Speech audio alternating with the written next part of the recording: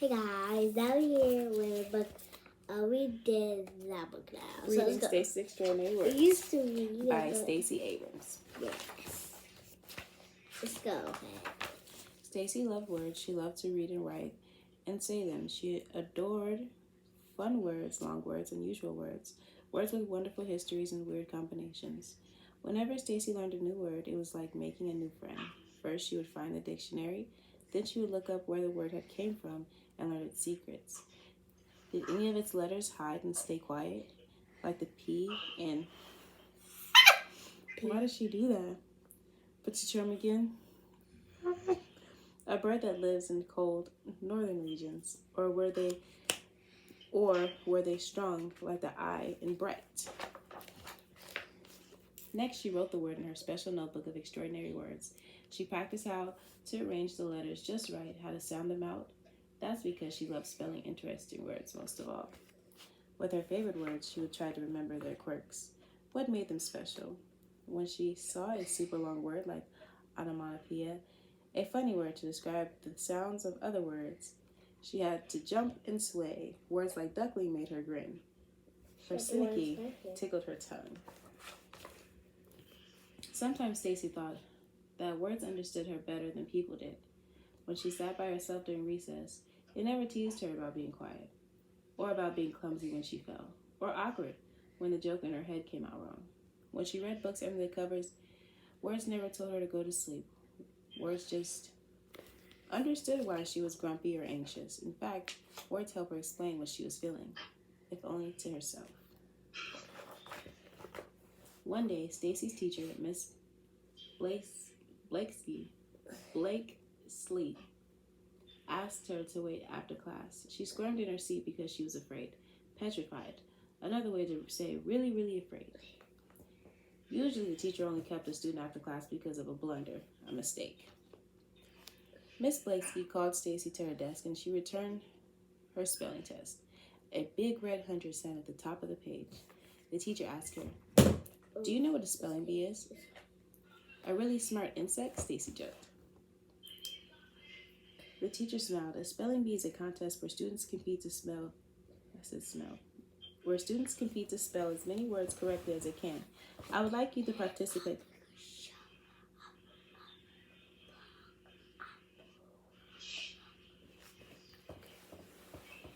Stacy couldn't believe it. Who else will be there? I am nominating you and Jake. The spelling bee is next week. Stacy's excitement suddenly evaporated. Jake was not her friend. He was a bully who knew words too. Just yesterday, he had used a complicated word that made Suki cry. Last week, she heard him say something cruel to Savicchio about his accent. Stacy thought it was stupendous that Savicchio knew words in 2 different languages. Stacy knew as many words as Jake did. She wanted to say something, but when he...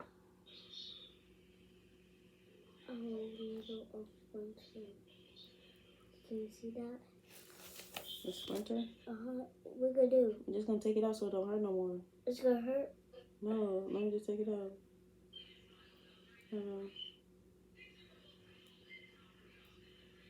You have a little splinter before?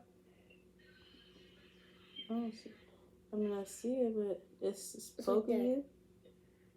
I just hurt it and you're still poking me. It hurts. I don't even got no tweezers. I think it's coming off. Yeah. Does it hurt? Does it hurt? No, mine hurts, but it's okay. Okay. Stacy knew as many words as Jake did. She wanted to say something when he said mean things to her friends, but she was intimidated, scared, because sometimes he said hurtful things to her too. She wished she had used her clever words to help Suki or Zvicchio or herself by speaking up. Perhaps at this spelling bee, she would be braver. At the spelling bee, she would not be silent. All week long, Stacy studied her spelling words from school and the ones she kept in her notebook. She keeps studying. We keep studying. And she got mad. Yes. Sluggish, torturous. Mad. Yes. Still, the spelling bee felt as far away as the longest word she had ever seen. just take one. Okay, get out. Through your nose. A fancy way to describe words with lots of syllables. The days of the week were monotonous, torturous, and sluggish. Every hour felt longer and longer. Stacy wished for the week to whisk its days away. Finally, the morning of the spelling bee arrived. Stacy walked into the county library with her mother holding her hand tight. Mama gave her a big hug and whispered in her ear, "Just do your best. Your dad and I are very proud of you." Stacy followed her teacher to the room where the other students waited until it was time to go. Then they went onto stage. The announcer explained the rules. What? We really got to them, and then we really watched them. Kids stepped up to the microphone one by one to get their word. If they spelled it right, the announcer told them so. But if they made a mistake, a bell would ring. The student would have to leave the stage. No do-overs. 11 is a special number. Stacy's turn finally came. Her stomach ached with nervous energy, but she was ready. Say the word dither. Sound it out. Dither. Spell it. D-I-T-H-E-R. What is this? D-I-M-E-V-T-H-E-R. Can you type it in? That is correct. The announcer called on the next student and the next. Promptly, enormous, shutter, transportation, craggy, reception, village. Finally, only 3 contestants remained, Stacy and Jake and a girl from another school. The girl went up to spell her word. Ding! She had spelled chocolate without the second O. We were down to our final 2 contestants, the announcer told the audience. Jake took a long time to spell accept. Stacy got squeezed, but she remembered the lost letters she adored, like Q and Z. Jake tackled clambering. Stacy conquered, disengaged. Then Jake defeated geometry. Stacy returned to the podium, ready to do battle with her next words. She repeated it. She pronounced it. She spelled it. I-N-S-T-A-N-T-A-N. Hold on. I want to do this on my life. I-N-S-T-A-N-T-A-N-I-O-U-S.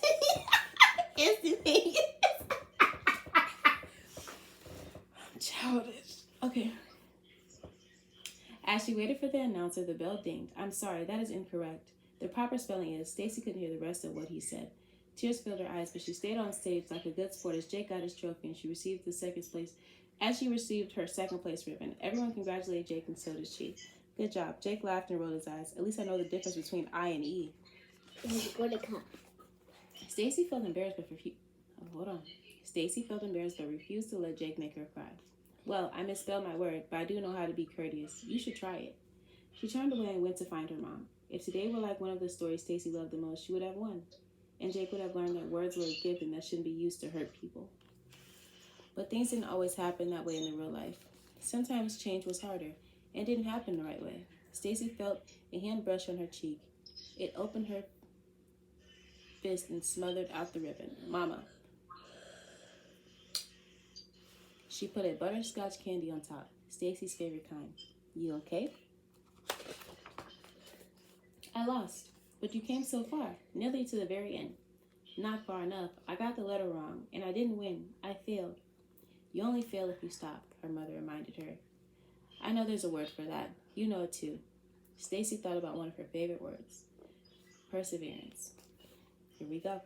P-E-R-E... Oh.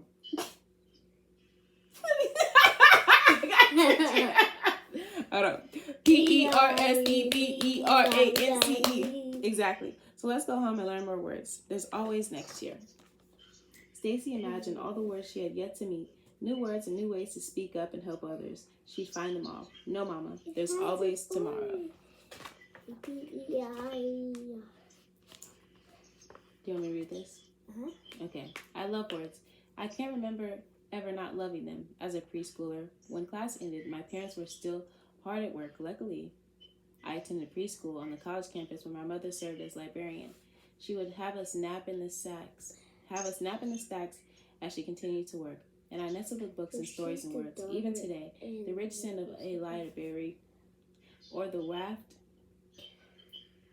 Let me start over. Even today, the rich scent of a library or the waft of a freshly opened book makes me smile. Not only were Words, my companions, they also were my protectors. One day during first grade, the principal of Anderson Avenue Elementary fetched me from class and walked me outside to one of the trailers that lined the back of the school building. My next memory is of the door opening wide and a lovely woman greeting me, Miss Blakesley, my soon-to-be second-grade teacher. Unbeknownst to me, I had been moved up a grade in the middle of the term. As a new kid in the class, the strongest, most familiar sight was the book. I just want to read. You don't want to read the other side? Okay. As a new kid in the class, the strongest, most familiar sight was the books on the shelves near the front of my class. My teacher invited me to read as many of them as I wished.